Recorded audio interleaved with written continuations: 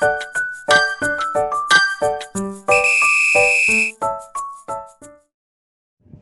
akan menjelaskan sedikit tentang pengetahuan yang saya dapatkan dari mata kuliah teologi sosial di hari Jumat. Menurut Francis Fukuyama, terkait dengan failed state dan strong state, dan termasuk juga perspektif dari Max Weber sendiri.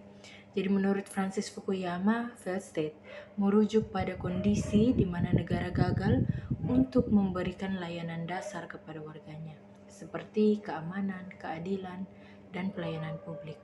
Negara yang mengalami failed state cenderung tidak mampu memenuhi tugas-tugas inti pemerintahan dan seringkali terlibat dalam konflik internal, korupsi, dan ketidakstabilan.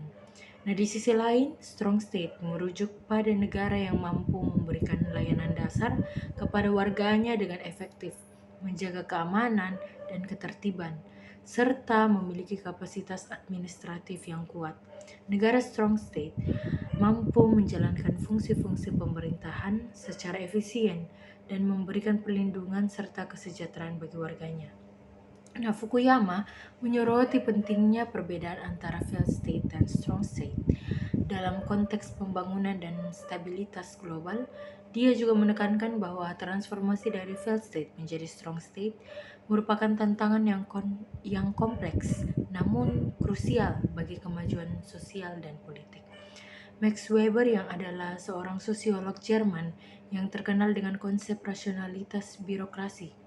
Nah, menurut Weber, birokrasi merupakan bentuk organisasi yang didasarkan pada aturan, tata kerja yang jelas, dan hierarki yang terstruktur.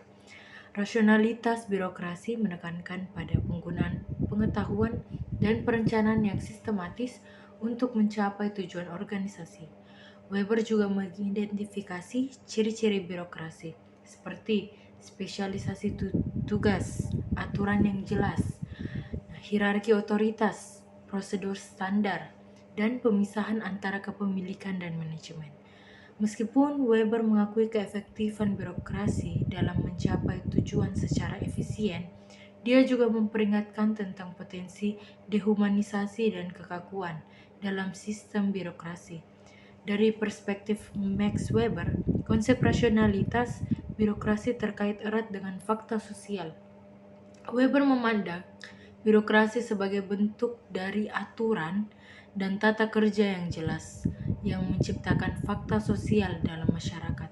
Fakta sosial ini meliputi struktur hierarkis, prosedur standar, dan spesialisasi tugas yang menjadi bagian integral dari sistem birokrasi. Weber juga menyoroti bagaimana birokrasi menciptakan fakta sosial baru dalam masyarakat modern yang mempengaruhi interaksi sosial dan pola perilaku individu. Namun, dia juga mengakui bahwa kecenderungan birokrasi untuk menjadi terlalu rasional dapat menyebabkan dehumanisasi dan kekakuan dalam hubungan sosial. Nah, teori dramaturgi atau teori muka belakang. Menurut Erving Goffman adalah kerangka yang konseptual yang menggambarkan interaksi sosial sebagai sebuah pertunjukan teater. Goffman menggunakan metafora teater untuk menjelaskan bagaimana individu memainkan peran dalam berbagai situasi sosial, baik secara sadar maupun tidak sadar. Menurut teori ini, individu dianggap sebagai aktor yang berperan dalam pertunjukan kehidupan sehari-hari. Mereka menggunakan strategi dramaturgis untuk mengelola citra diri dan mempengaruhi persepsi orang lain terhadap mereka. Konsep muka belakang merujuk pada upaya individu untuk mengelola kesan yang ingin mereka proyeksikan kepada orang lain.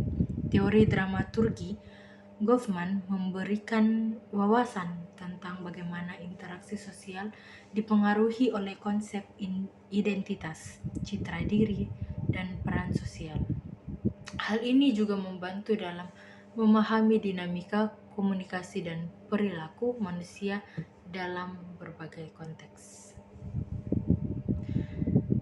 Demikian beberapa perspektif yang saya bicarakan, yang saya jelaskan. Sekian dan terima kasih.